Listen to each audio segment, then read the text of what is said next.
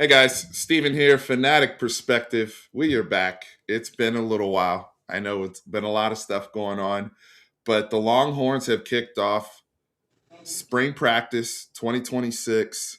It's time to talk ball. I had to bring the fellas on, the OGs, if you will, Vashawn and Chris from Unfiltered Longhorn Talk on Facebook. You guys know them well. We've chat with them all through the season, off season. It's been now several of these over the last couple seasons that you guys have been on. So y'all are regulars here. And as we get reingratiated with the YouTube community, the X community, everybody watching out there, make sure you hit the like button. Make sure you subscribe. We'd really appreciate it. It helps us grow this platform and everything. And just want to wrap with you guys in the chat. So as you guys come through the chat, it's free to show love. Just make sure you support us with hitting those buttons and staying connected. We are back. I'm getting ready to get back on a schedule. I know I've been dropping some live. Shout out to Bleacher Report. Make sure y'all go download the Bleacher Report app and follow Texas football. Your boy is trying to grow that community over there as well. So excited to have these fellas on. Before we get to football, I want to give a very special shout out to the Texas women basketball team for winning the SEC championship. Congratulations to those young ladies. Congratulations to Vic Schaefer and the terrific Texas coaching staff. Job well done this season. Very high expectations this season. We know women's basketball is just continues to grow and grow and grow each and every year. But Texas is going to be another number one seed in the NCAA tournament. They're SEC champions. Madison Booker is putting together one of the best college careers we've seen by a hooper. She's becoming a Mount Rushmore Texas hooper, considering she's won a Big 12 championship, a SEC championship, all of the scoring records. 35 is a cold number to wear if you're playing basketball at Texas. So shout out to Madison Booker and the ladies over there, Vic Schaefer as well. Vashawn, what's up, man? How you doing? Doing all right, brother, man. The smell of spring football is in the air, brother. Yes, yes, yes. Got the bucket Got hat the on. got the bucket hat on. My man And really ready. yeah. Roll dolo from state to state. I'm ready, baby. So hey man, it's we went through the the winter months, been the dry months, man. It's been dry even on the chats, just trying to, we back ball talking though, man. I'm happy to be back. Looking forward to it, man. Good to see you and Sip again. And man, just happy to be here, brother. Let's ball talk. Let's do it. Let's do it. So, and Chris, I know I have you. Let me actually get you back on here. But it's good to chat about this because today was the first practice. And Chris, can you hear us? How are you doing, brother? Want Doing to give well, you man. Oh man, this is exciting. Like it's been boring for like the last probably month. I don't know. I mean, I never watched a scouting combine, but I was so much like just needing football that I really kept up with that and kept up with the Longhorns into that. But just so glad spring practice is here, man. I'm ready to go. Let's do it. cool. So let's start off with the big stuff, right? I mean, the fact that I would say, in terms of what the expectation was with Arch Manning and the foot surgery, him getting out of the boot a couple weeks ago, they everybody had been reporting it's going to be limited coming into Yeah. things, right? I do think it was good just seeing him out there running around and moving and engage with the team. For me, I feel like there's two different missions that have to be accomplished on this team across the offense and the defense. With the offense, it's maximizing what you have, right? Sark has doubled down on his crew, his coaches. We are past all that. This is the crew now, right? We spent our time saying whatever we needed to say in January and February, but now that we're in spring ball, Kyle Flood is still here. Jeff Banks is still here. Chris Jackson's still here. In comes Jabbar Jaluk. But Sark is going to do Sark, right? So what does the best version of that look like with the roster upgrades, right? The roster upgrades. And Arch really coming into that leadership role. And really with Arch for me, fellas, because to me, there's nothing I'm not going to see until Ohio State game. I'm gonna keep it a buck, right? Like he's at the point now. I'm so comfortable where he finished the season, especially his bowl game, to where I'm more curious as to what does he add to his game. I think we all kind of know what he needs to clean up consistency wise and mechanically, but what does he add to his game? What does Arch bring to the table that we have not yet seen, right, in his maturation process? So just how the comfort level overall of this offense is big. The other big piece, right, on the defensive side, they're building a new culture over there. Will Muschamp is very different from PK. I just put out the Mark Stoops stuff out there earlier about him, the role he'll probably play. Blake Gideon being back in here. There's been a lot of turnover on the defensive side, as well as the culture and scheme changes, right? And so guys like Tyler Atkinson coming in, some of these older guys that are coming in the portal, like Rasheem Biles, Bo Masco, how do they integrate and how quickly can the defense ramp and build up the physicality culture that I think Sark wants to instill there, right? So those are the big things that are just standing out to me. I know a lot of people we're gonna get into position battles and all sorts of things, and just kind of live with the chat today. It's a very open-ended conversation since they're obviously not in full pads yet. But Vashawn, I'm gonna start with you, man. What do you have your eyes on? Just big picture thoughts so far coming into spring practice. Man, just looking at the newcomers, man, coming in, want to see how they fit into this, fit into Stark's system, his offense.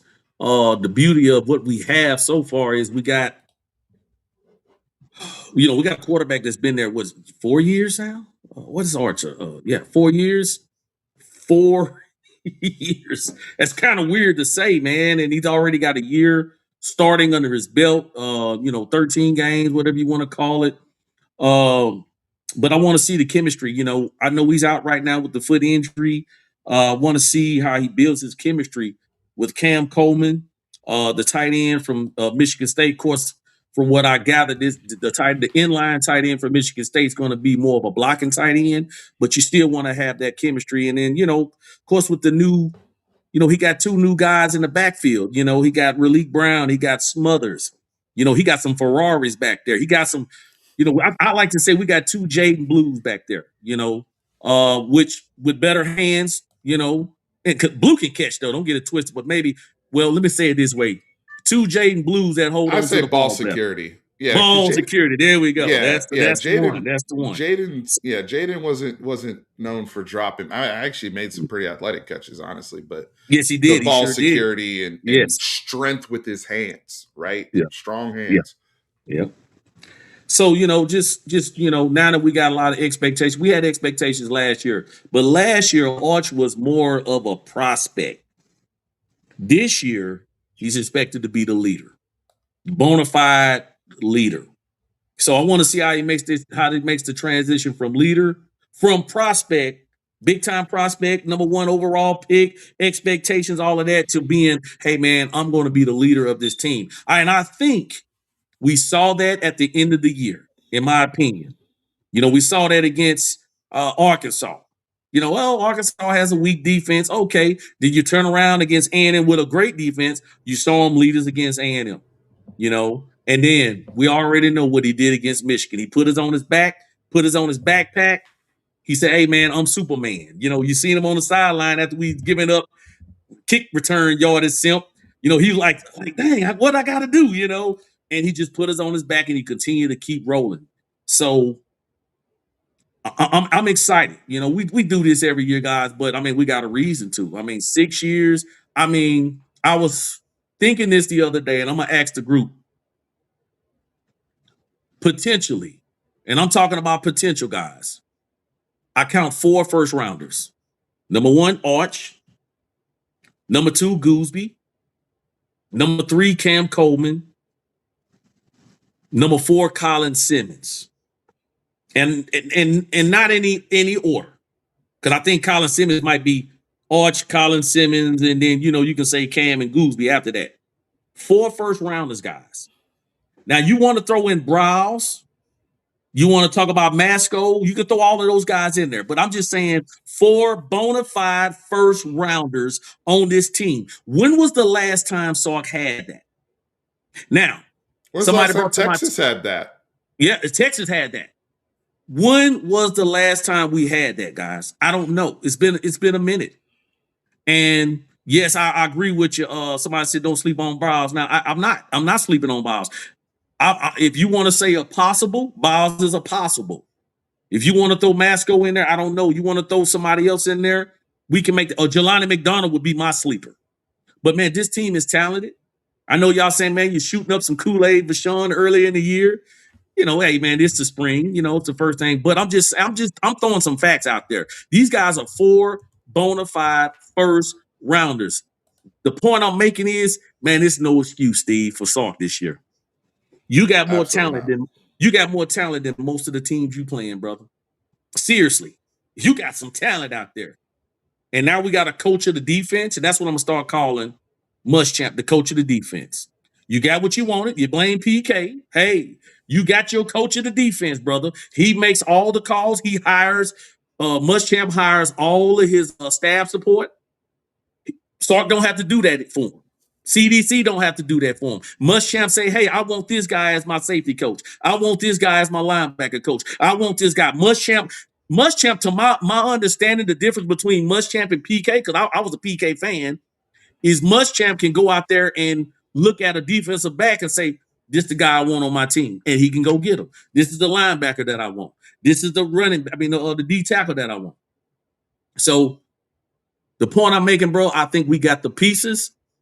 I want to see this spring. I want to start seeing it start gelling and see what happens. But I know I kind of overtalk my time, Simp. No. Yeah. I'm just excited, guys. Cooking. It's the first day of spring, guys. Y'all bear with me, man. We're gonna shoot a little Kool-Aid today, and and we just go from there. As you guys can see, we are excited. Look. Yes. JB said, hey, we thought Quinn, AD, Worthy, and Banks were first rounders. And in the case of Worthy and Banks, they were first rounders. Banks actually went top 10 still, even but Banks wasn't with their, and I'm just counting this year, but because Banks came after they left. I mean, Banks played with them, but he wasn't coming out. Yeah, but I give him that. That's good. That's good. Quinn, AD, Worthy, Banks, and because Quinn was a first round potential. You're right. I agree with that, Chris. Yeah, but the thing is, they weren't even as like surefire as this group. That's my point. Like at this particular time, when AD Mitchell was here, go back spring of 2023.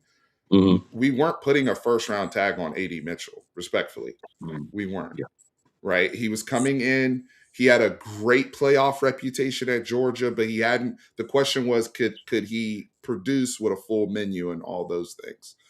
Banks was already the talk was there for Banks, just like it is for Gooseby. The talk was there for Quinn as well.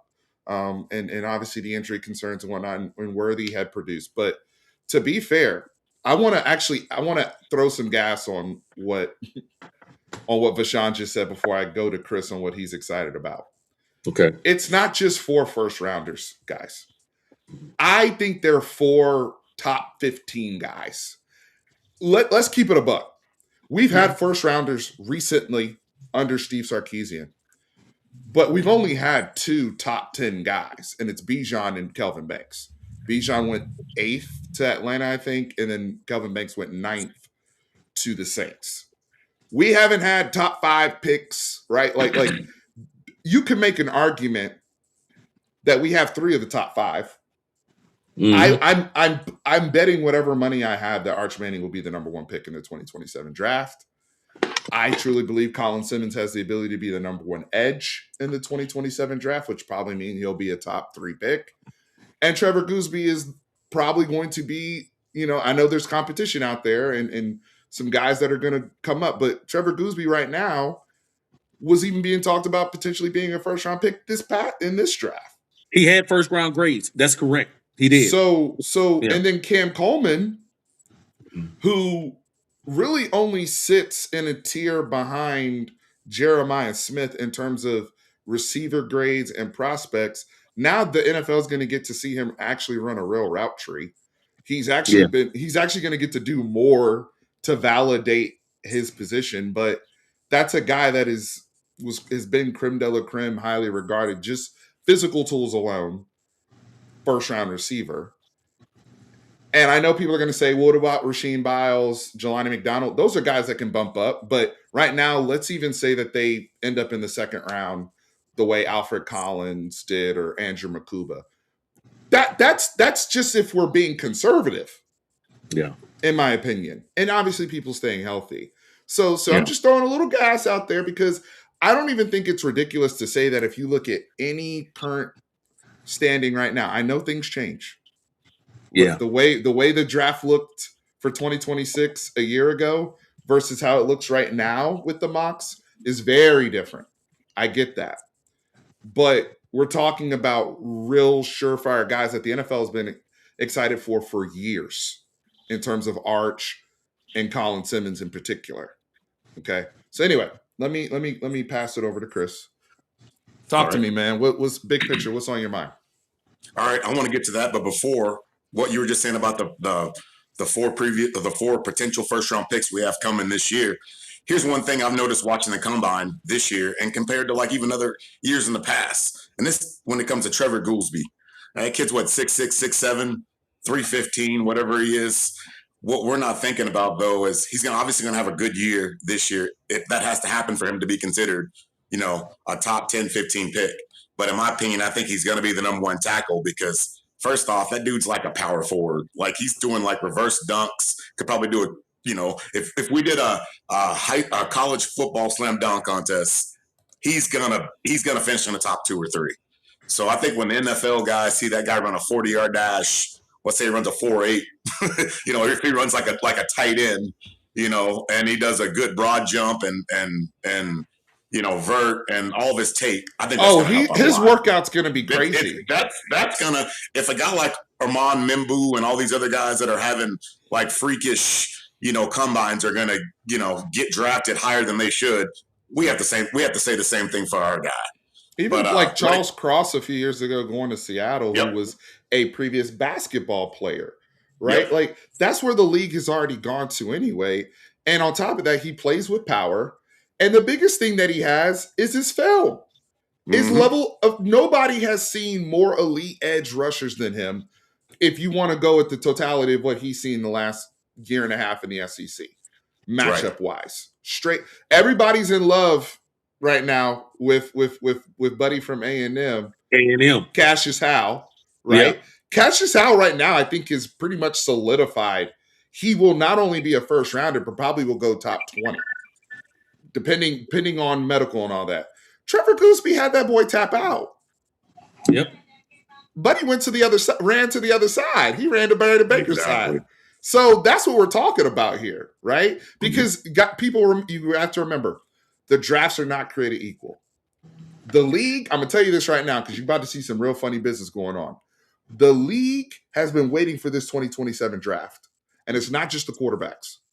This 2027 draft, when you think about Jeremiah Smith will be eligible, Arch Manning will be eligible, potentially Julian Sayin, Cam Coleman, Colin Simmons, what's his name from South Carolina, my man from DC. Like, there's a lot of high-level OMG, that guy comes around once every 5-year type players in 2027.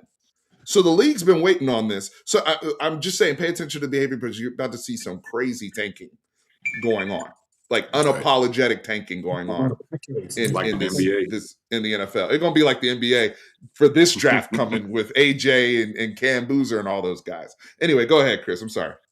All right. So back to the spring. The two things that I am really looking for this year, and kind of what Vashawn said, talking about Arch, but during that bowl game.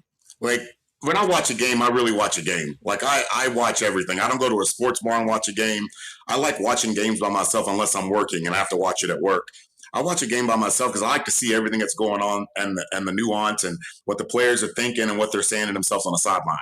If you remember that bowl game against Michigan, there was a picture of Arch when Arch is sitting there, and I think it's something clicked in his head during that game, and he just goes, I'm not going to mouth it because I don't cuss like that on the air, but he goes, I just can't give a blank F word anymore. He needs to play like that. you know? And after he said that, boom, everything clicked. Everything clicked. Receivers were going down. I mean, he was playing controlled hero ball, you know, and I felt comfortable with him doing that. You know, it felt like the fourth quarter of that Mississippi State game, you know. So for me, it's him, because now he's at the age where everybody's looking at him now to be the guy to secure everything.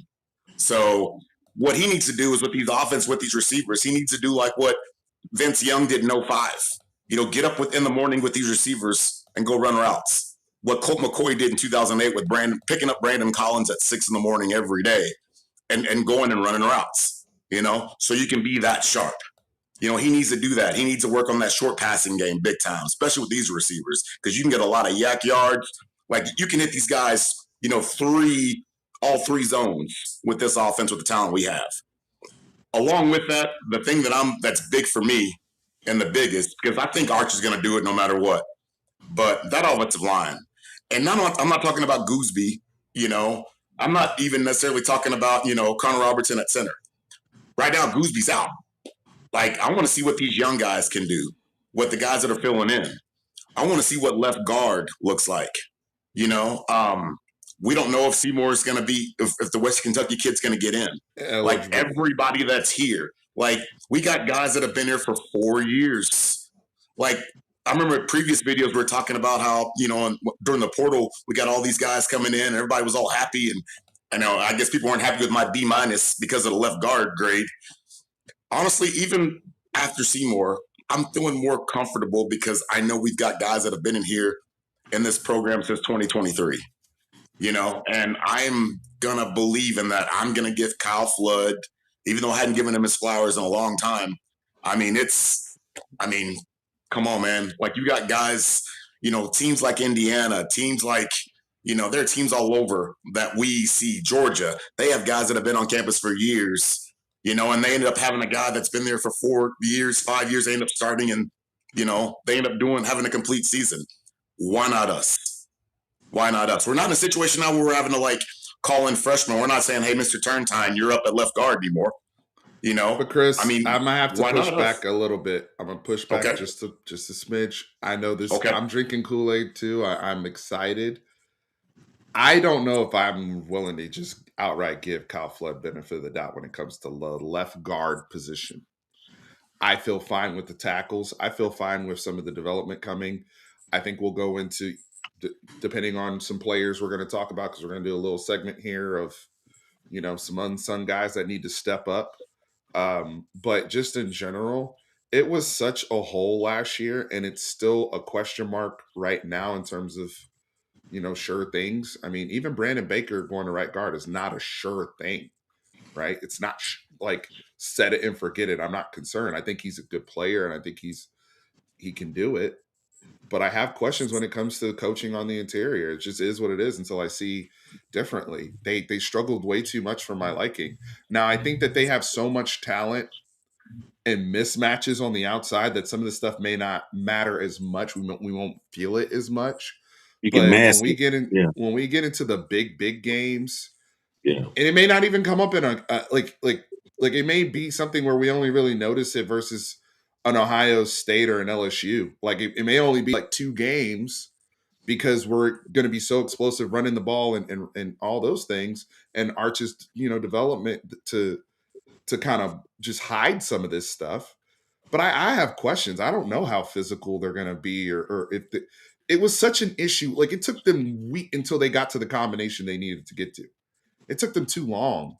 So I don't know if I can just, you know, concede that. But we'll get into some of the position stuff here in a little bit. You want to respond to that, Chris, before we go to the next thing? Oh, go ahead. No, I mean, no. I mean, it's like it's not even conceding to it, but I mean, it's just what's Kyle Flood in what year? What year is he? 21. He got here in 2021. This is their 6th year. This is their 6th year. I mean, we haven't had guys in our program this long. All the other guys that have been here, like especially from that 2022 class, every one of them except for NATO has stepped in and done a good job. Connor Robertson now, like, he's our starting center. I mean, he stepped in last year. I mean, I'll say this. If it doesn't happen from Seymour, or if Chapman's not improved, like, I don't care how many first round picks. I don't care how many guys Flood gets drafted. Something needs to be addressed in the interior. Whether you hire someone just to coach the guards, something has to happen if we don't see improvement. Something has to happen. Like, no more. I don't care about first round picks anymore when you're struggling when you're struggling in a phone booth. You know? I mean, when you're struggling in a phone booth, that's just, come on, man. So this is the year. We'll see. But that's what I'm looking for the spring, literally. It's just, maybe one of these guys could take over and, it doesn't look like a turnstile for our quarterback. It doesn't look like the Florida game. So Stephen Houston said, here's the thing, Texas fans, we are never going to be a physically mauling offensive line. Flood and Sark are what they are. With the offensive line at this point, what we need is elite pass blocking like 2024. I agree with that sentiment. That's pretty much where I am. The only thing I will say to that, though, is at some point, if you want to win a natty, and I keep, like, again, this is high level nitpicking stuff, but at the highest level, you have to nitpick if you're going to determine the champion. All of them have been able to be physical on the interior, at least in the playoff era. If we just do, or since Sark has been here, right? Since COVID, we don't even have to go into the 2010s, right? If we're just doing, the Georgia teams, Michigan, Ohio State, Indiana, like all the freaking Big Ten teams that have been winning, all of them have been able to play power football when they need to. I'm not saying they've all been great, but they've been able to do it. And if you look at the teams, when it narrowed down, Miami was able to do it. Ole Miss was able to do it.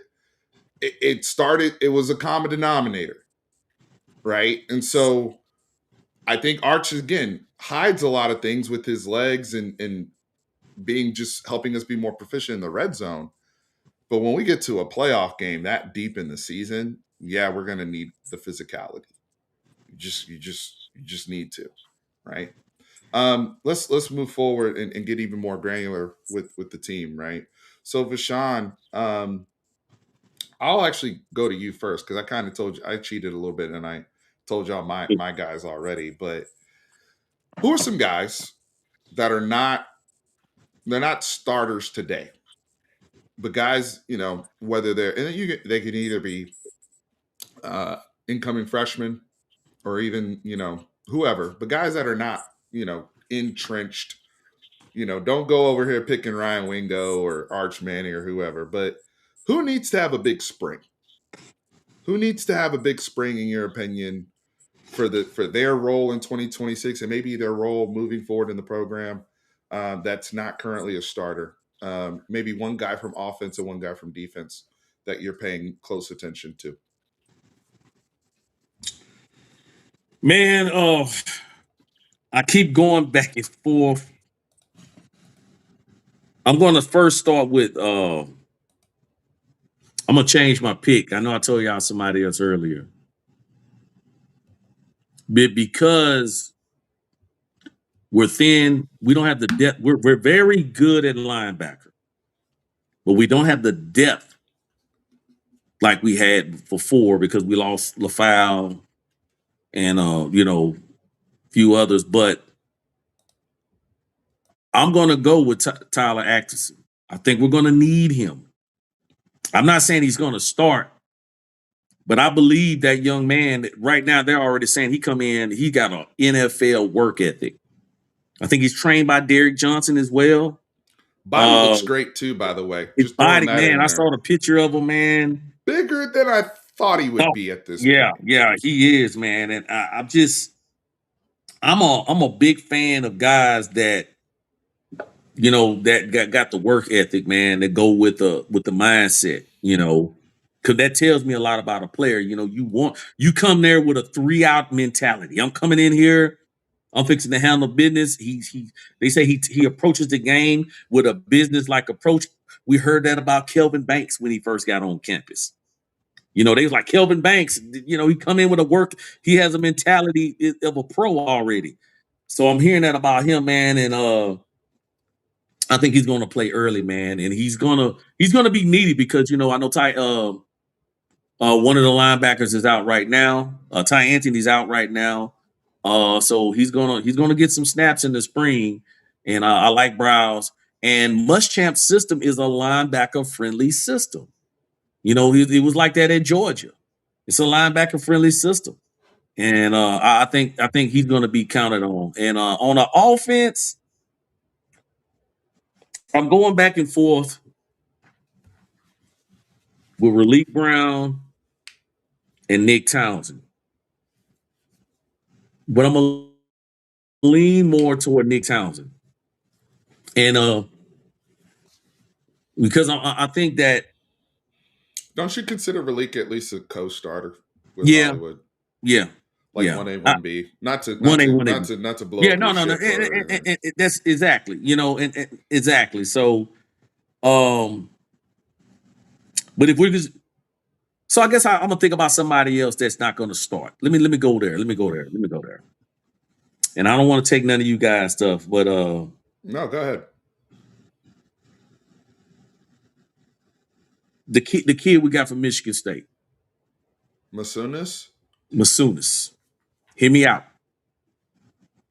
He's gonna be our inline tight end. And we struggled running the ball, power running. 3rd and 2, 3rd and 1, 2nd and 1, 2nd and 2. We can run the ball when it's 1st and 10, when it was 2nd and 7, and you know, when teams didn't expect it. We ran it pretty good. We're But also when teams coming off of the worst rushing offense that Sark has ever had in his career. He's ever normally had. been very good to sometimes great with his rushing output, to be fair to Sark and his overall, operation. Go ahead.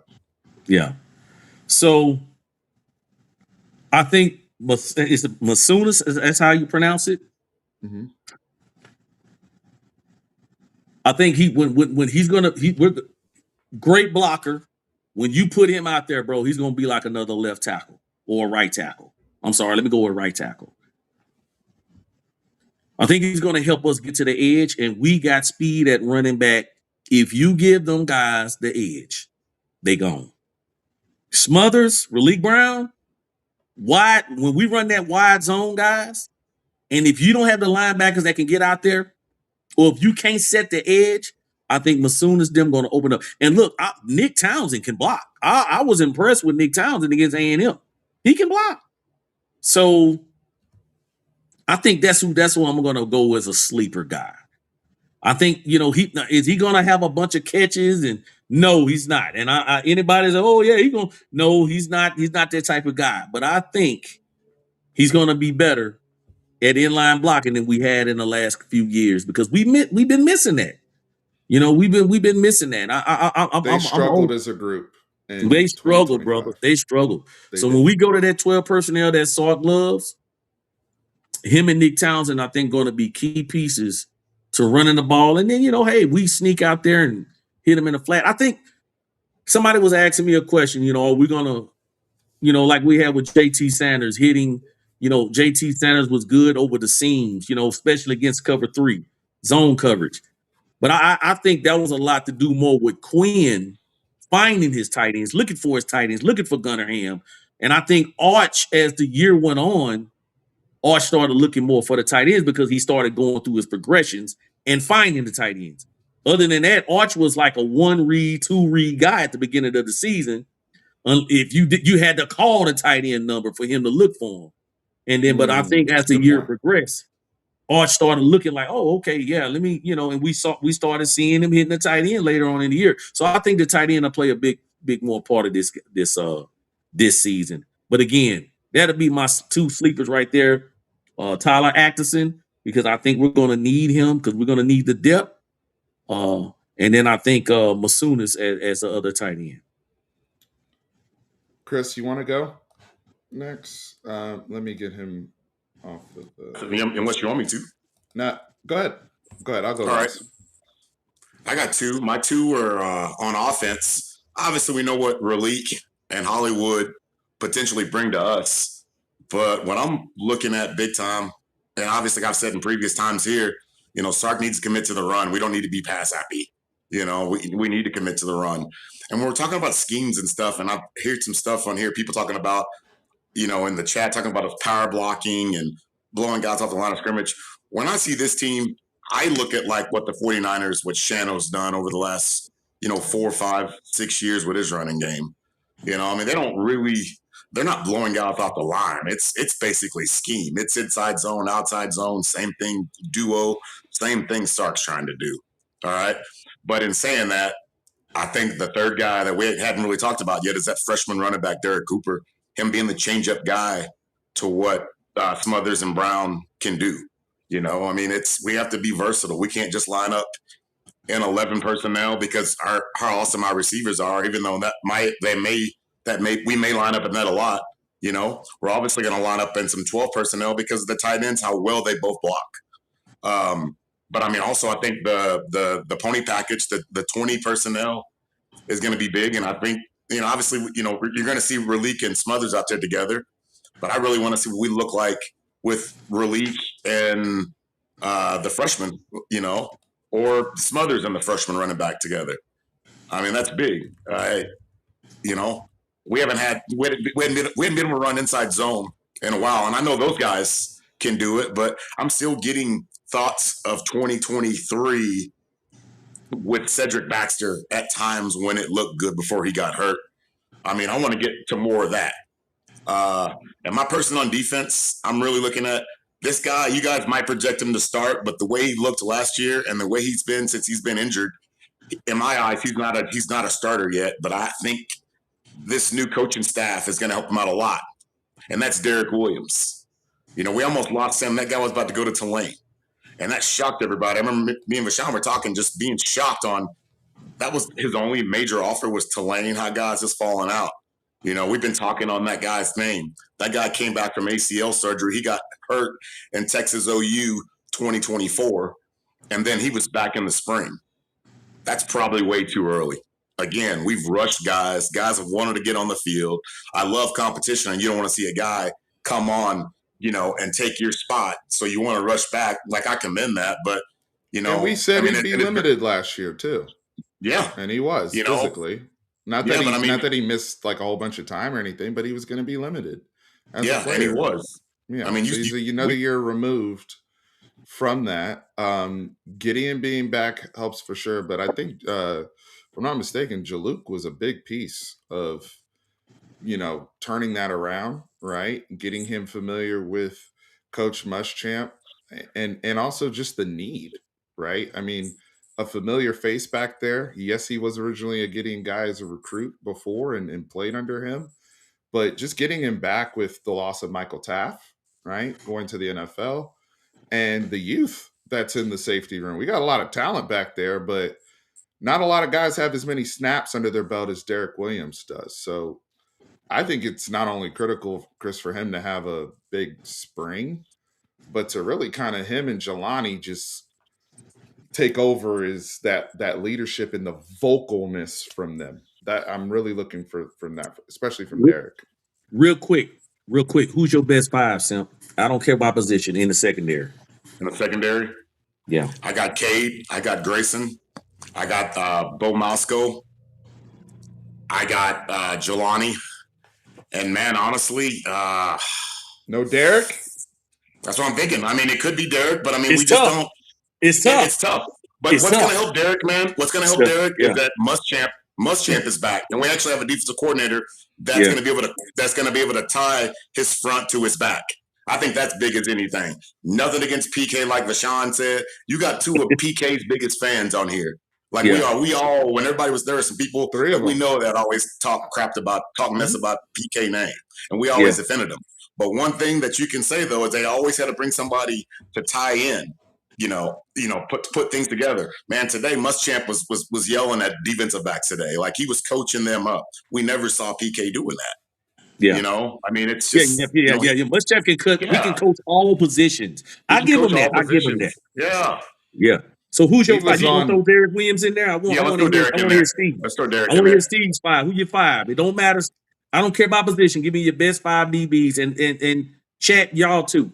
Yeah, I think I'm gonna probably be on the same boat as Chris with Bo, Cade, Grayson as my corners, and then I know positionless, but I think Jelani is, obviously one of the best returning players overall on the roster. And then Derek Williams. I think Derek Williams another year removed. I know some people are saying Phil Sami. I know Jonah Williams is out there. He's obviously on the baseball side and recovering from an injury over there. And the young talent that's coming in, the Smoke Matthews of the world, Howard of the world. I'm a Warren Roberson guy. Kobe Black is here. I don't know where they're going to play Kobe Black, but I can't put him in my so that's why I can't put him in my top 5. I can't I put don't him. know where Yeah, he's I going to can't play. do it. I can't Yeah. do it. It was But out of him, and guess who was my sleeper? I agree with y'all. My 4 is what you and Simp said. My 5th guy, man, I ain't gonna lie, I was going back and forth between Derek Williams, Kobe Black, but my other guy, Warren Roberson. And I'm just talking best 5. But that was me.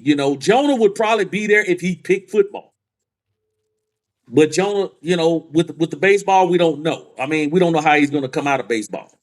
That's a wait and see, guys.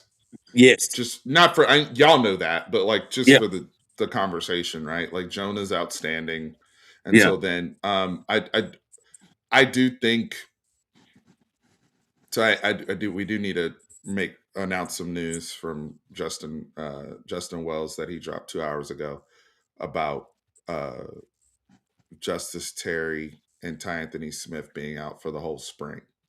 I saw that. Yeah. So that changes things because Justice Terry was one of the guys I kind of had circled needing to have a big spring, kind of seeing where he fits. And Ty Anthony Smith being out, that now elevates your guy, Vashawn, in terms of the importance of getting Tyler Atkinson ramped. And Rasheem Biles is a veteran, but he's coming into a new defense on a new team. He's getting ramped. Right? Yeah.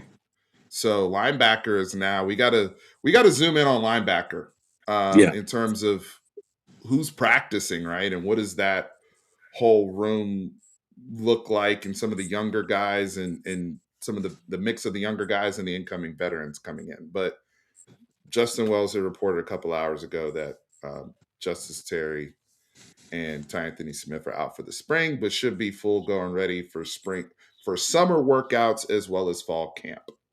That was his report. Roberson. I saw him getting coached up today. I think Howard was getting yelled at by Muschamp. For those who were not here or around the first time Muschamp was at Texas, I'm just going to say this. He's an objectively funny person. And I think you guys will enjoy the clips. Yes, there are times where he's going to come off as a stereotypical football coach that's loud and yelling and you love it, right? But he is actually like funny in terms of how he talks to guys and communicates. And I think you're going to see a lot of clips like you saw today, because now we're in the era of social media. That's the difference. Social media wasn't. I mean, there's the one iconic clip of him with the whiteboard in the middle of the game, right? But we didn't have it like we do now, where it's 24/7 all access for damn near every program after high school, right? So there's going to be some real funny Muschamp content just in general. He's a funny person. Yes, he is. Ty Anthony, do we have concerns with Ty Anthony Smith in general in this scheme? I've been thinking about that, and now he's out for the spring. A lot of people are concerned about the weight. We know he was terrific pass coverage wise in the bowl game with the interceptions and turnovers. But we also know, you got to be able to play the run first and set the tone there, right? So any concerns with Ty Anthony overall, or just kind of? I have no concerns. He plays stronger than his build. He is a light build, wiry guy. I mean, if he is 205, he got some time to put some more weight on. But I mean, it was similar. Overshown was longer though, because Overshown struggled to put weight on. And they moved him further away from the ball. Exactly. You know what I'm saying? So I like to say we got a linebacker room full of Overshowns. This is what this linebacker room reminds me of. It's more fast twitch linebackers that can run, that can hunt you down, versus they're going to be filling gaps, taking on guards. So this tells me, because I think Muschamp can coach different style defenses. This tells me, I heard he's going to be running this mint style defense. I know they've been talking about it on a few of the podcasts. This tells me he's going to have more D tackles eating up blocks, letting the linebackers run. So it's kind of think of it like this, guys. Linebackers are your running backs of the defense. Your offensive line blocks so your running backs can run through the hole. We're gonna go more instead of PK style with the attacking style defensive linemen. They shooting gaps. They're trying to get penetration. This is going to be more of a Georgia, Alabama style defense, where the defensive tackles. Now, don't get it twisted. If they're going to go get a play, they're going to make a play. But they're going to really be trying to keep these light, fast linebackers clean. So they can. So when a hole opens up, Ty Anthony's job is to meet that running back directly in that gap. Same thing with Browse, because Browse is not big either. They got him listed at 220, Steve, but they say Browse probably 215-ish. So and it's really going to be gap assignment, gap alignment, and integrity there. I have to give a shout out anytime we get a big super chat like this. I got to give a shout what's out up, Quentin? to Quentin over here giving us the stimulus check for the channel. Appreciate it, brother. Definitely hope to meet you this season. Let us know when you're leaving Oklahoma, brother. You know, if you're ever down in Texas. Yeah. I know you got it. I know you'd have to deal with folks in the Sooner State, but whenever you come down to Texas, let us know, my brother. Let us know. Even if you come down for Texas OU in the Dallas area, you know. Get me up in Dallas. Yeah. Yeah, exactly. So no, we're just 817. I don't think it's overreacting. We're just talking about the situation at hand. Especially since he's injured. He's not going to be practicing this spring. So he does definitely has time to add good weight. I'm not the biggest weight guy. I know some of the chat is talking about the weight. I'm not the biggest weight guy. It's more playing with power and leverage, right? Sometimes run generates fit the power and IQ. Okay, Yeah. I don't care if you're a thumper, if you're running through the wrong holes all the time, right? Or you're not filling the gap, or you understand, as our new defensive coordinator on the Dallas Cowboys, Christian Parker, talks about secondary gap alignment. and you know, you saw how I weaved that in there. Welcome back, fellas. But that's big for like IQ, like the Indiana kids. Yeah, they were big. They were big linebackers and stuff. Don't get me twisted. Yeah. But the biggest thing you noticed about them was their IQ and their play speed. Right. Okay, I got you, 817. I got you. Their IQ and their play speed. Right. Now that's all that matters. Yeah. 205, it matters. I'm not saying it's not a thing. But what I'm saying is a few pounds here and there, depending on how he's utilized in Muschamp's defense, we shall see. That's all I'm saying. When have we ever been able to trust the Texas? I'm not talking crap about the Longhorn, people or the media guides or anything, but when was the last time we've been able to trust their heights and weights?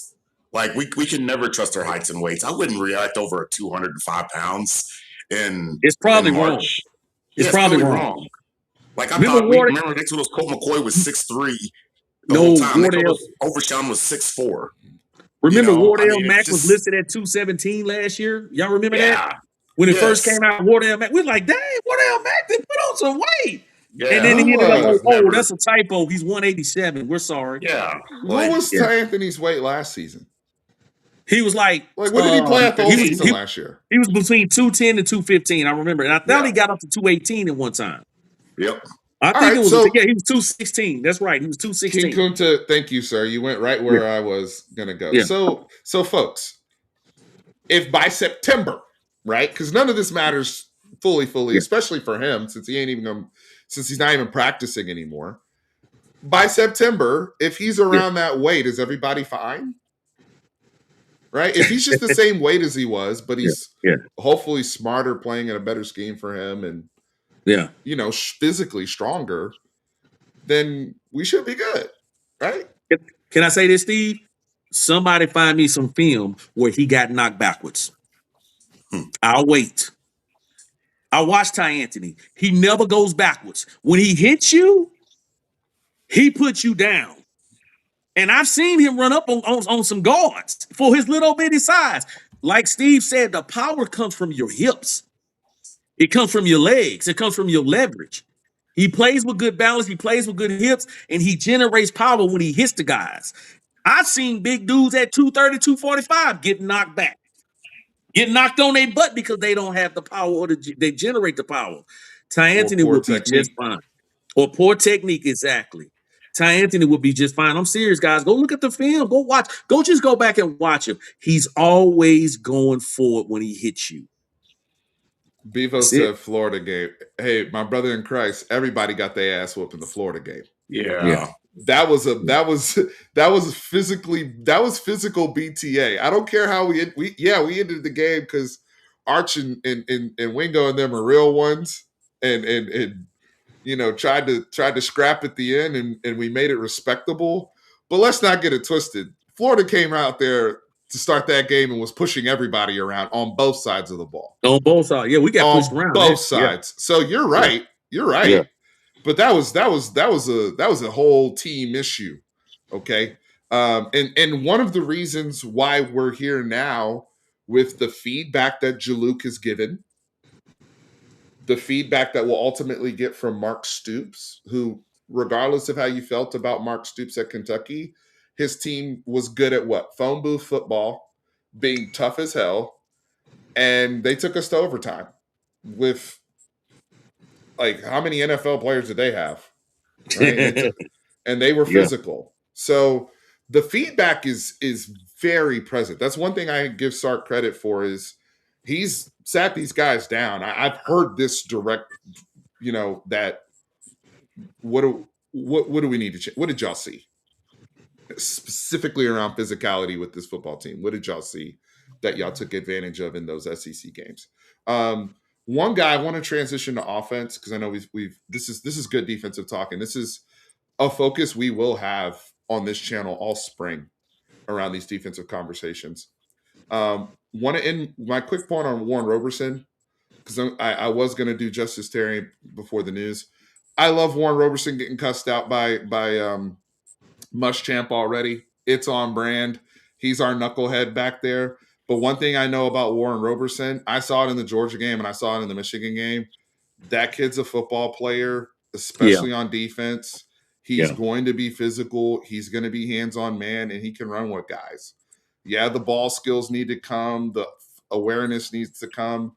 But in terms of establishing depth at a position of uncertainty, right? I mean, Manny Muhammad is probably going to be a day 2 pick at this point. He had a very good combine, and he's worked out well. These are guys we're going to have to look at and say, okay, Bo's coming in from Rutgers. I'm assuming he's going to be that guy. I know Grayson can play in the nickel, but who else can play man coverage? Who else can stay connected? Who can give us depth? Warren Roberson does that for us. Yeah. Right? I think that is far more valuable than him being a knucklehead on special teams anyway. That's for Jeff. We might want to try somebody else. Hey, I was joking earlier today, Steve and Sip. I said one of those new analysts came in and said, "Hey, guys, do y'all know the number? Warren Roberson got like 40 penalties on special teams, and y'all still got it." You know what I'm saying? Like, I'm tracking this, But anyway, no. But at cornerback DV, I think he's going to be a thing. But we always talk about him, the penalty machines. He is, because he's physical. But yep. So on offense, real quick, my guy is going to be Khalil Lockett for this conversation, and I'm going to throw out a bonus guy. I think it is really, really important for his development and his skill set for us not to forget about Khalil Lockett, and for him to still continue and build off of the momentum from the Michigan Bowl game. I know he didn't do a whole lot, but he caught a 9 route for a touchdown, and he looked competent doing it. and he showed us something that a lot of the receivers struggled with, which was vertical contested catches and being physical. Yes. That is a skill set that's, even if he's an apprentice to Cam Coleman for a year, I still need Khalil Lockett to come along and do his thing and be engaged this spring. Um, the momentum from that is good, right? Same thing with Warren Roberson. Warren Roberson had a good bowl game. I think he was our highest graded defensive player in terms of snaps played. Khalil Lockett, same thing. Let's continue the momentum, keep him involved, keep him engaged.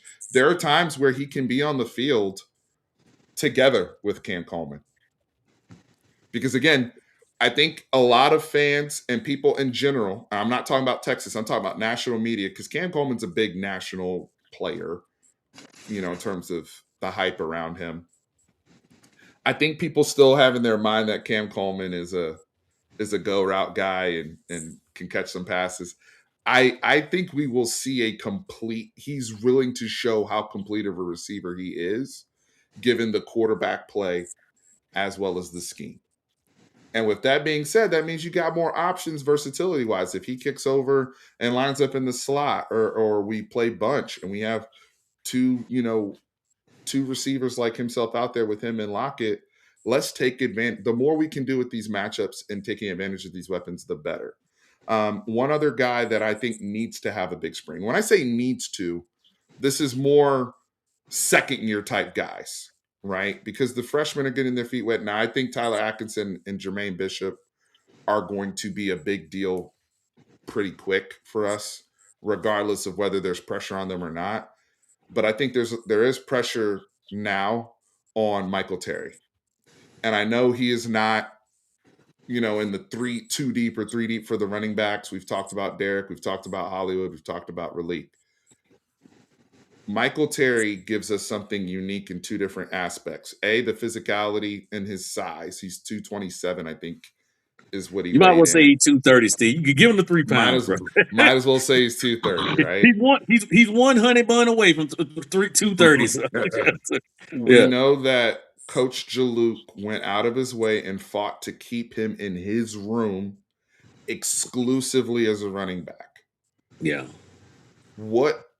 How creative can this staff be to get him incorporated with his unique playing style, as well as the sheer size that he has, that is a little bit different to the other backs in the room? Not that they're small. I think Derek Cooper even looked like he was 210, but it's a little bit different of what Michael Terry presents, if you will. So just looking at that.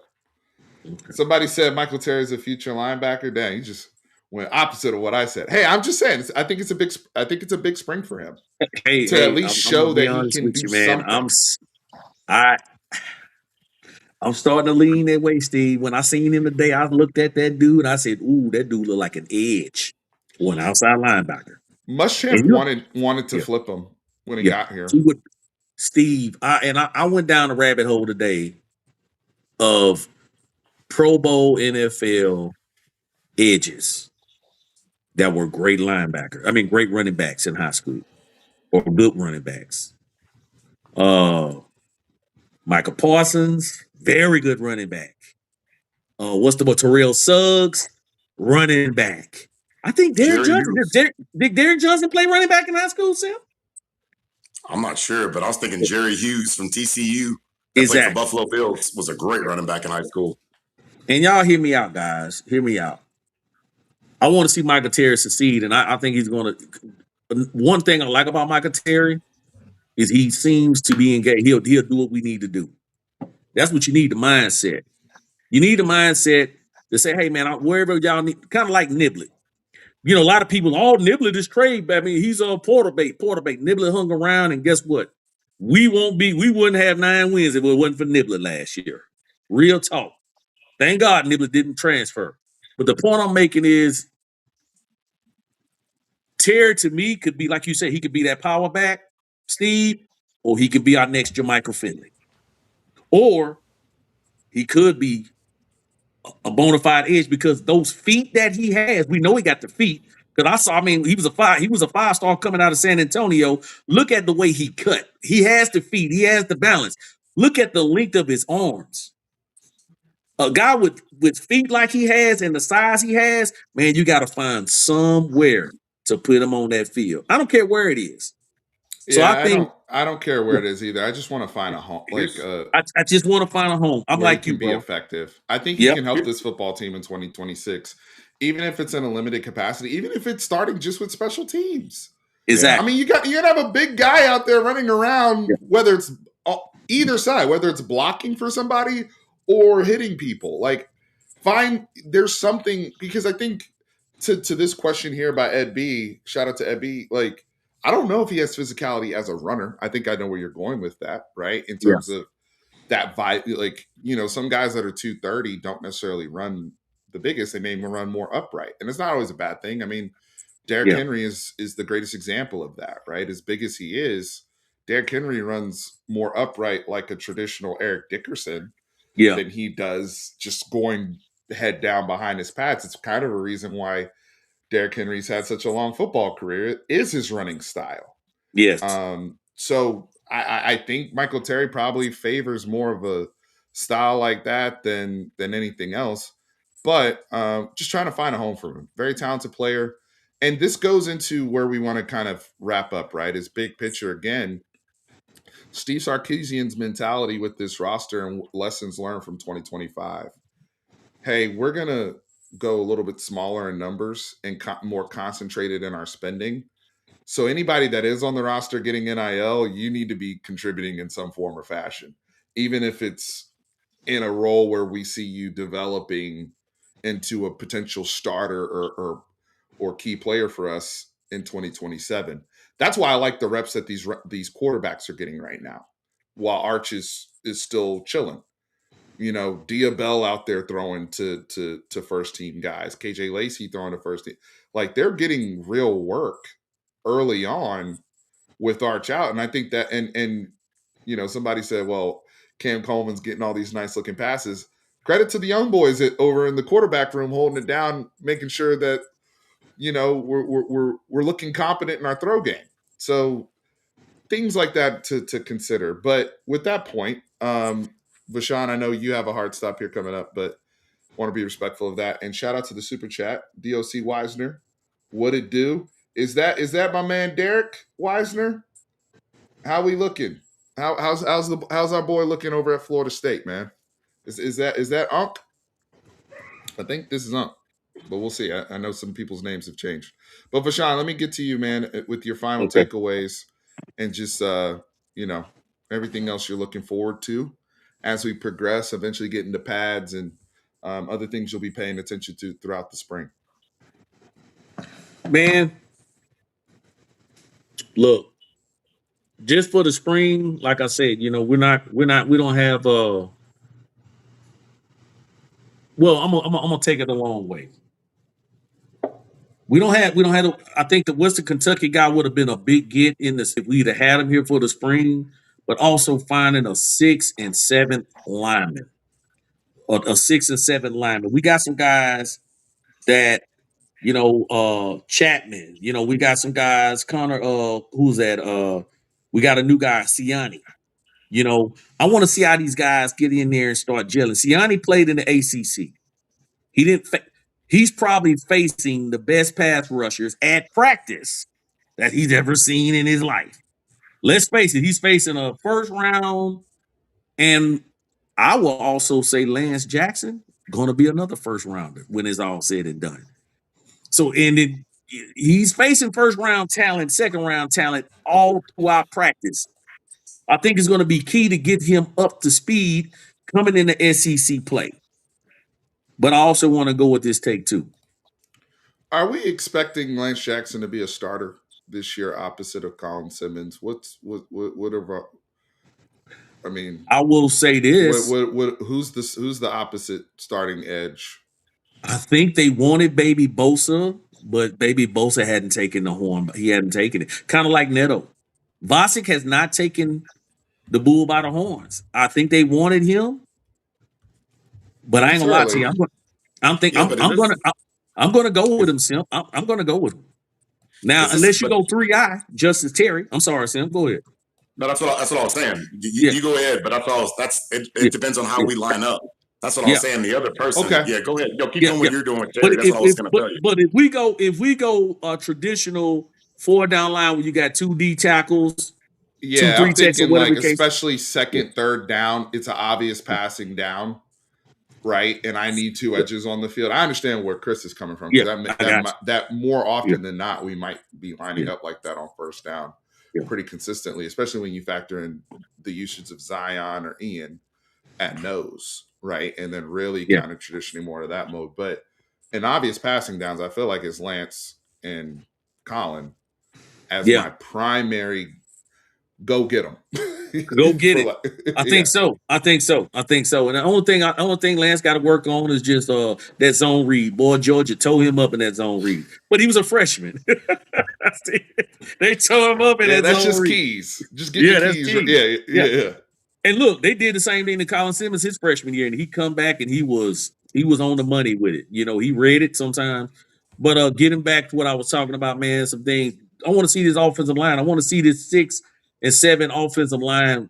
I heard Jordan Coleman is looking good. They say he looks like an NFL body. And then Kojo's still out, but that's being Simp's dude though.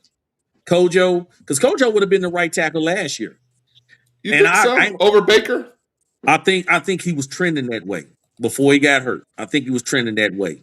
But Baker got better as the year went on. And I ain't gonna lie to you, Steve. I appreciate you, Steve. Steve in Houston was the first guy that put me on to looking at Flood and his development of guards. And when he said that last year, Steven's been consistent. Shout out to Steven. He has been on this for over a year. I saw that, and I said, Steve, I said, Simp. I said, man, I looked at that. I said, man, he's right. I say Flood struggles with guards. He's great at tackles. We've been having tackles he's great at tackles, developing tackles. So I want to give a shout out to you, Steve. You the first one that kind of pointed that out. And I saw it and I was like, you're right. But I will say this, Steve, and I'm going to let Simp have it.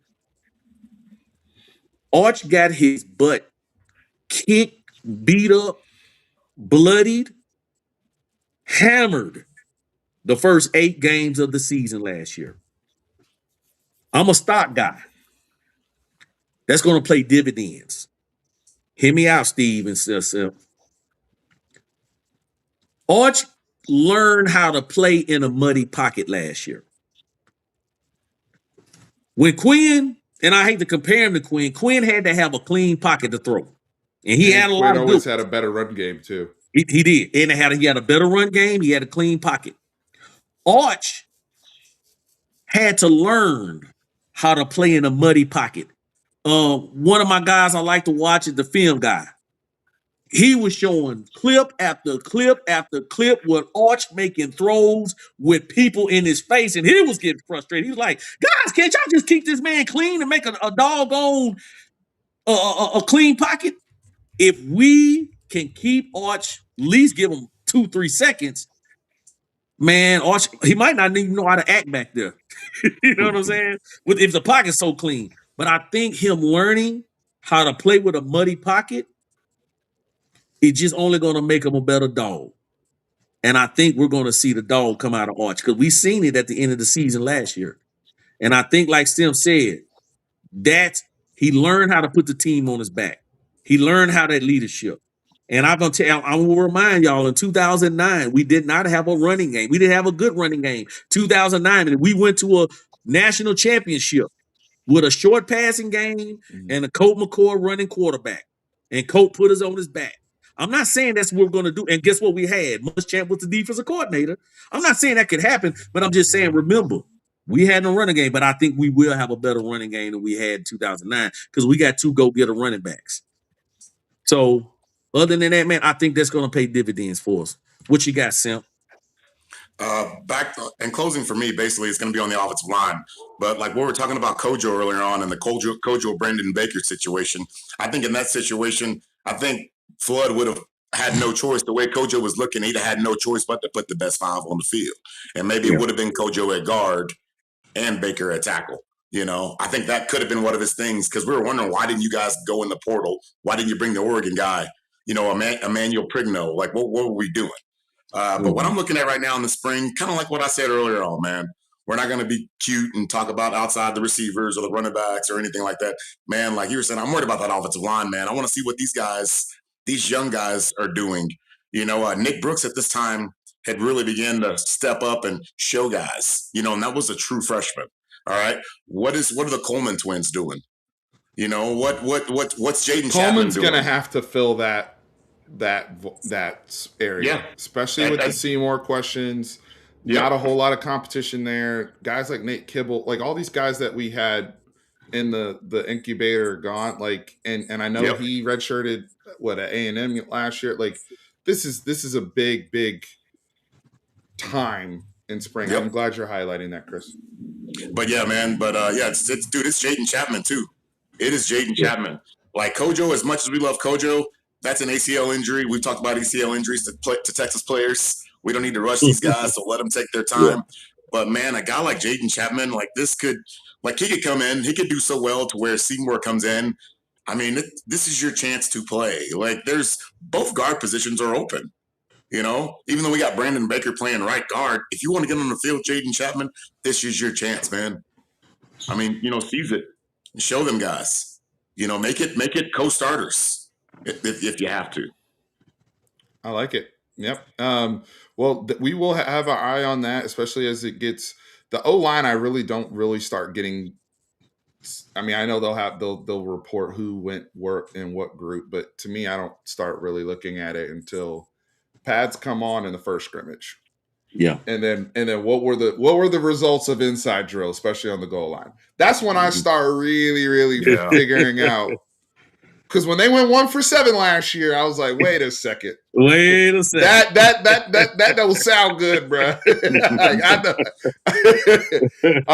Last thing I'll say, and thank you guys, everybody, for coming on, especially the brothers from Unfiltered Longhorn Talk over on Facebook. Really grateful to have them back. We're off and running. We're going to get back on schedule. Hopefully, an early week live, a late week live, and maybe one weekend live until we get into the regular season. Check me out on Bleacher Report, the whole bit. Last thing I will say is this, that Florida tape, because you brought up Film Guy, shout out to Brooks Austin. If you guys don't follow Brooks Austin, what he does over there, I think he's really, really good at what he does. I learned a lot of ball from him. That Florida tape has made the rounds again because of the NFL draft. You notice how many Florida kids were tearing up the combine, by the way. Yeah. For everybody that was saying how bad of a loss that was, it's funny how all of a sudden they got guys all over the damn combine that were showing out. But that Florida tape where Arch is getting blasted has now become, oh my God, look at this young guy just throwing dots. He was like, look at this young guy getting hit in the face. And he still delivered the ball on time. Still delivered the ball, yeah. Still deliver over and over and over. Like that Florida tape. Can't teach that. That's toughness. You can't teach that. The NFL people love that. That's their tape for Arch saying, nah. Yeah. You guys can fool yourselves and debate about numbers and all that, but the tape's the tape. This translates in our league. Yeah. This is how we play in our league. Half the quarterbacks in the league gonna have dirty pockets all the time. Now, we don't want Arch to have dirty pockets in 2026, right? Yeah. We paid too much money for this. However, that's where I will end. What more can Arch add to his game? What can he bring? I know he's getting healthy. I'm happy to see the young boys out there spinning the rock right now and getting reps. It's all necessary. But like my man said here in the chat, the NFL saw Arch could play in hell. He might give trust fund kid vibes, but on the field he's a killer. Chris, what's up? One point. I've seen Arch, watching Arch, one thing that he's done is check down at times has been his feet. Like you said, like about 3 or 4 videos ago that we did with you, Steve, his check down now needs to be the running back. That's how you go from 63% passing to over 70. Like I'm interested to see that. Those tight ends and the running backs, not him necessarily taking off. We need decision him to take making, off, impacting his completion percentage too. Yes, and getting everybody involved. Quarterback run is fine, but I liked in the Michigan game after everything was spread out. That's when everything big opened up for him when he had the big runs late. That's how I want to see it now. I don't want to see him having to use those legs early. Use those checkdowns to get out of there. Good point. I'm glad you brought that up. And we're bringing in backs that have experience catching the football on the collegiate level. More getting in the zones. To like Vashawn said, more akin to what we saw with Jaden Blue and Trey Wisner before. Quinn Ewers, his last year, I think in 2024, was at 70 or around 70% completion rate, right? So Arch, that will be the difference there. Because his throw rate and all the advanced analytics are really good down the field, but overall he can the yards after catch, like Vashawn brought up earlier, and now Chris talking about screen game and just checking down to backs. He should have a lot of space on checkdowns, especially when people are overplaying on Cam Coleman or overplaying on Ryan Wingo. Tons of space out there. I got two questions real quick, real fast. Oh, go ahead. We're on your time because you got to bounce. Yeah. I got it. So is Cam Coleman, just for all y'all in the chat too, is Cam Coleman the best wide receiver Sark has inherited since he's been at Texas? I know A.D. Mitchell. Best receiver prospect, I would say. He's coming into the program. Mm-hmm. He is Cam Coleman was the number 2 receiver in his class and a top 5 player in his class, if I'm not mistaken, in the 2024 class, just behind Jeremiah Smith. Yes. He was playing in poverty in Auburn, and I'm not talking about dollars. Yeah, we know. Trust me. Quarterback. They got plenty of money over there. It had nothing to do with that. They the coaching, the route tree, and the quarterback. Yeah. Going from Jackson Arnold to Arch Manning is like going from Ryan Leaf to Peyton Manning. Okay, it's a new day. I'm not just saying this because I'm a Cowboys fan, guys. This is George Pickens all over again. George Pickens had never played with a functional quarterback. People were surprised that George Pickens could run routes, like real routes. People were surprised because he wasn't doing that in Pittsburgh. They had him doing 3 different things at Pittsburgh. And then when he was at Georgia, he got hurt when Stetson got good. Yeah. So he never, ever really got to play with a competent quarterback. He gets to play with Dak Prescott 1 year and he's all pro. 1,400 yards. Mm. That's what you're going to kind of see with Cam Coleman in a real offense, getting to actually do real wide receiver things and not being 15 yards behind the defense and your quarterback's getting sacked because he can't see. And so I said disrespect to Ryan Lee. I got a question for Simp real quick then. Simp. So, you're a history buff. Skill position wise, is this the deepest skill group? And I'm talking wide receivers and running back in Texas history. Think now, hold on. Raleek Brown, Smothers, Cam Coleman, Wingo, the other receiver from Stanford. I can't think his name. Emmett Mosley. Emmett Mosley. Yeah. Okay, we got Nick Townsend, we got Lockett, McCutcheon, and look, we got a 5-star sitting on the bench in Jermaine Bishop. Is this the deepest skill group in Texas history? I know, guys, it's early, but we just talking, It's 1 or 1A, and it's one of these teams. The other team for me is a 96 team that played that won the Big 12 championship. Yeah, with JV, you had Sean Mitchell, Priest Holmes, and Ricky in the backfield. You had Pat Fitzgerald at tight end. I mean, you had Mike Adams and Wayne McGarity at receiver. We might be a little better at receiver, but I mean, it's just like me and Steve said in the last video. When you talk about when you see guys play and the game is played, and you go back years after they're gone, and then you go back to see what guys have done in the league. It makes you appreciate, that's when you should probably judge it compared to the week. You know what I'm saying? Like we're talking about the LSU game in 2019, how mad we were at our secondary. But then you think about it, what those guys ended up being. You got to think about it like that. But honestly, at the wide receiver position, yes. Yeah, I'll say that already. Y'all think they're more talented than Sloan, BJ, and Roy? I'm just going to say that's one. With Cedric Benson. I take that back. You know what? Yeah. That was way better. And then back then, they had tight ends. They had, you had what? You had Bo Scaife. You had David Thomas. Brock Edwards was the best blocking tight end I've ever seen. Shout out to Fort Worth Christian High School. That's my man. But just saying, I mean, no, you're right. I'd say that team. BJ, yeah, that was. Look, you know, we sometimes we get a prisoner of the moment, but man, this is a Steve. I'm with you. This is a talented, very talented skill position, and it's pretty deep.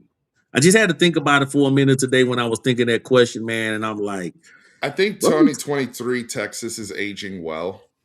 Oh From yeah, a skill 2023 Texas, like if we're gonna do in the Brooks doesn't Sark get hurt. era or in the last like 20 years, right? Because yeah, I would say like even the Vince Young team, that was a really good skill position group, but your wide receiver one was probably what Limas Swede and then sweet, yeah, Quan and No, you know yeah. that there's not a Limas Swede. Notice, I mean, he was what at best a second round pick, right? yeah, And then Quan, you know, we're expecting Cam Coleman, like we talked about earlier, to be, if he is what he is, to be a top 15 type player, which would be higher than any of the receivers. The highest one so far is what, Matthew Golden, yeah, that's been drafted. So if we think he gets drafted in that range or even higher, and I think 2023 Texas will probably rival that a little bit with Brooks, JT Sanders, Gunnar If Helm. Brooks Like that was if Brooks doesn't get hurt, this might be number one, because how are we feeling after a national championship? Because there's no doubt. I'm sorry. I think we win the national championship if he doesn't. If that dirty play against TCU doesn't happen. I'm he was a sorry, huge because Quinn. loss. Huge Yeah, he loss. was a huge loss. You know, and it was a security blanket for Quinn too. When Quinn had gotten healthy, that TCU game was Quinn's first game back. Brooks was on his way at that point to getting Yep. steam to at least be a finalist for the the Doak. Yep. Like that's how well he was playing. He was to play like that post Bijan, right? And what he was doing that was nasty. But I will That was say game 10. I think this is probably the most talented group on paper, because you brought up Jermaine Bishop, and that's a guy that I'm going to be focusing on. In you know, down as we get more into spring, you'll see yeah. some stuff from Bleacher Report. I think Jermaine Bishop has an opportunity to be a real game breaker for us, and I don't use that word lightly.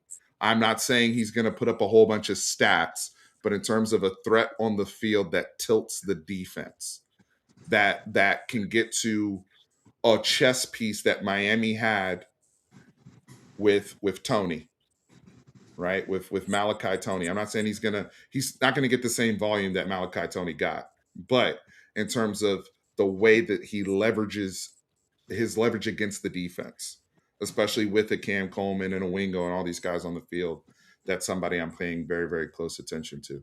Anything else you guys want to get off your chest? That was a fun little That was a great question. impromptu question, Vashawn. I like that. Yeah. I'm good. That's all I got, my brother, man. Yeah. Hey. Well, I appreciate it. I'm grateful for the few extra minutes with you fellas. Vashawn, Chris, where can the people find you one more time? Hey guys, you can find us on Unfiltered anytime. Holler at us. We always on there.